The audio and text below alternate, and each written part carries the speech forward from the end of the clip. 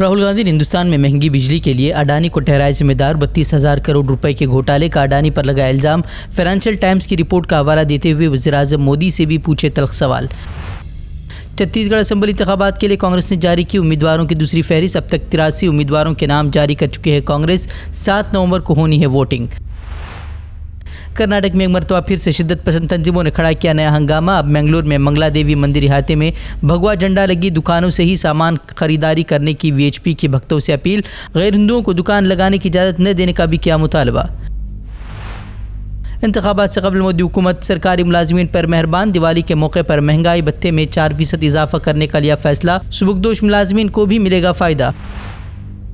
कर्नाटक में operation lotus चलाने का नायब वज़ीर आला DK शिव कुमार ने बीजेपी पर लगाया इल्ज़ाम। बोले बीजेपी की तमाम साजिशों से बाखबर।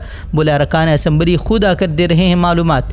योगी राज में आज़म खान की मुश्किलें कम होने का नहीं ले रही नाम। अब बेटे की फर्जी बर्थ सर्टिफिकेट मामले में आज़म खान, बीवी तज़ीन फातिमा और अब्दुल्ला आज़म PMLA कोर्ट में मुजरिम करार। अदालत ने सुनाई 7 साल कैद की सज़ा।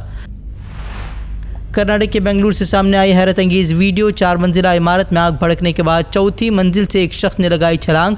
ज़ख्मी हालत में अस्पताल में किया गया दाखिल। सिलेंडर फटने से पेश आया था हादसा। गजा के अस्पताल में बमबारी से 500 मासूमों की मौत के बाद दुनिया भर में गम गुस्सा। मुख्तलिफ ममालिक में एहतजाज। अरब ममालिक ने इसे करार दिया नाकाबिल कबूल जंगी जुर्म। फौरी जंगबंदी का किया मुतालबा।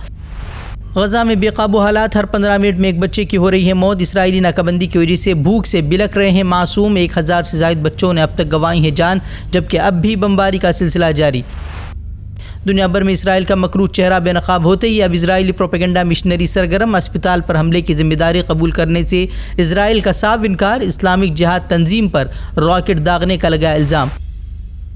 इसराइली प्रोपेगेंडे के खुद अस्पताल के डायरेक्टर ने खोली पोल। कहा इसराइली फ़ौज ने हमले से 2 रोज़ कबल छोटे मिसाइल गिराकर अस्पताल खाली करने की दी थी धमकी।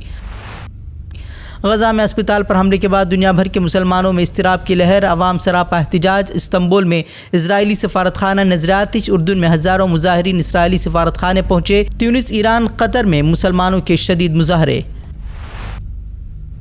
कत्लेआम के मुजरिम इसराइल की हिमायत में अब भी कड़ा अमरीका। जो बाइडन ने इसराइल का दौरा कर अस्पताल पर बमबारी मामले में इसराइल को दी क्लीन चिट। इसराइली हमले की मजम्मत के बजाय इसराइल के साथ यकजहती का किया इजहार। असलहे की फराहमी समेत मुकम्मल ताउन की भी कराई यकीन दहानी।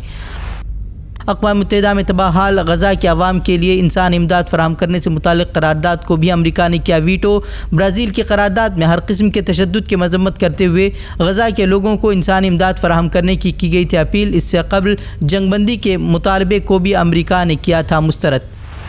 हमास के रहनुमा उसामा हमदान ने प्रेस कॉन्फ्रेंस कर अमरीकी इंतजामिया और मगरबी ममालिक को फ़लस्तीनियों की नस्ल कुशी का ठहराया जिम्मेदार। सियासी ब्यूरो के सरबराह इस्माइल हनिया बोले ऐसे वहशियाना हमले के बावजूद इसराइल को निकाल फेंकने तक ख़त्म नहीं होगी मुज़ाहमत।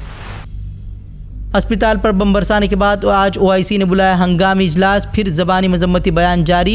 इजराइली हमले को शर्मनाक करार देते हुए फौरी जंगबंदी का किया गया मुतालबा। कहा पूरी उम्मत मुस्लिमा फ़लस्तीनी भाइयों के साथ खड़ी। 2 रियासती हल को अमली जामा पहनाने का आलमी बरादरी से किया मुतालबा।